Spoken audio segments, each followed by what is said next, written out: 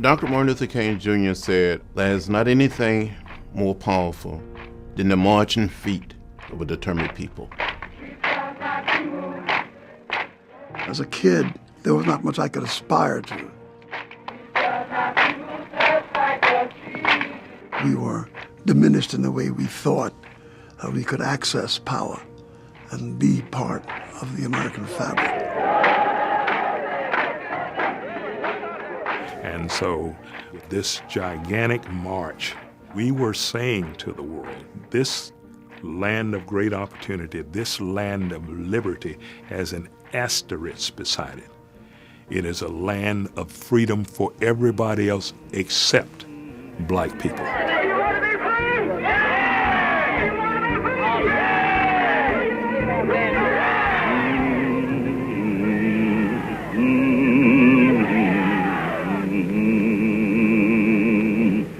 Prior to Martin Luther King Jr., the United States was like a dysfunctional drug addict or alcoholic. It had become addicted to racial segregation.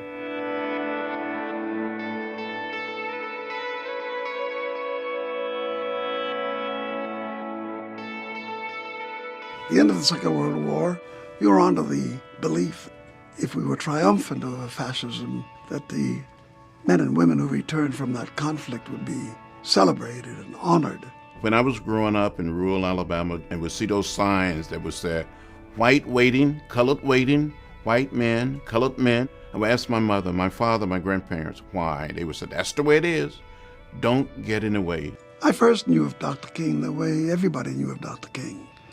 All of a sudden, one day in the midst of this turmoil in some faraway place called Montgomery, Dr. King was pressed into service and took over the leadership of the Montgomery bus boycott.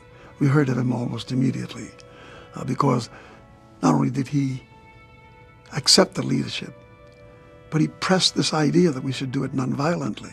I was deeply inspired by Dr. Martin Luther King Jr. to find a way to get in the way.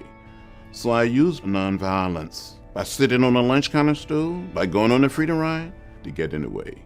The Freedom Ride was an attempt to break the segregation laws on interstate transportation, on buses and on trains. There were 6 whites on the Freedom Ride and 7 blacks. We would sit together, black and white. And Rock Hill, South Carolina was where we encountered the first violence, with John Lewis being pretty well beaten up.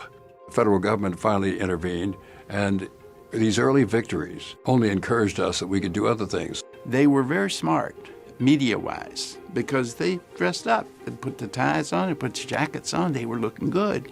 And they are going up against the authority. They're going against the man. That was tremendously exciting to us as young white Southerners. As the nonviolent concept grew, parallel to that was also the growth of an eye for an eye, violence. And there were many who were quite bright and quite gifted and honorable men and women who saw violence as an answer that just did not quite sit comfortably with the code that others of us had, saying that although racism was a cruel experience, we could not fight it by becoming racists. In Birmingham, Alabama, the nation was treated with television images of black and white boys and girls having high-pressure fire hoses, slammed them up against the walls as they were peacefully demonstrating to end segregation. Police dogs biting them. These pictures were circulated all around the world. But those demonstrations were like a spark that ignited a prairie fire of black protests across the country. And Kennedy, on the one hand, he's trying to win Africans and people and say, we are a better system than communism. And at the same time, there was this harsh treatment of black people that just didn't square in the final equation. And the more we were feisty in our demands of government, the more it revealed the weaknesses in our own construct. What started out as black Negro protests had developed into a Negro revolution. There was a feeling that we would not be able to break the Deep South. So that March on Washington was to be the culmination of all of this intense organizing.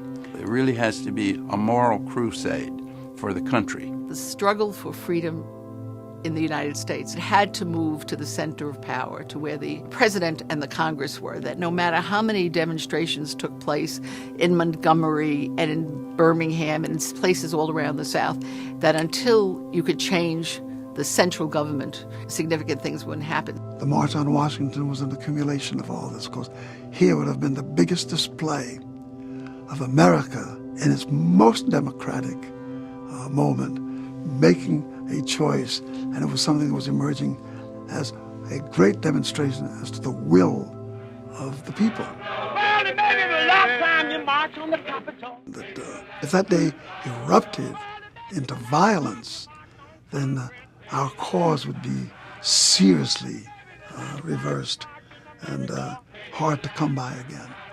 Well, it may be the last time you march for your freedom. Maybe the last time, but I don't know. Singing, this may be the last time. This may be the last time. This may be the last time. Maybe the last time, but I don't know. I remember so well the first meeting that we had with President Kennedy. He didn't like the idea of a march on Washington. He said, in effect, if we bring all these people to Washington, won't there be violence and chaos and disorder?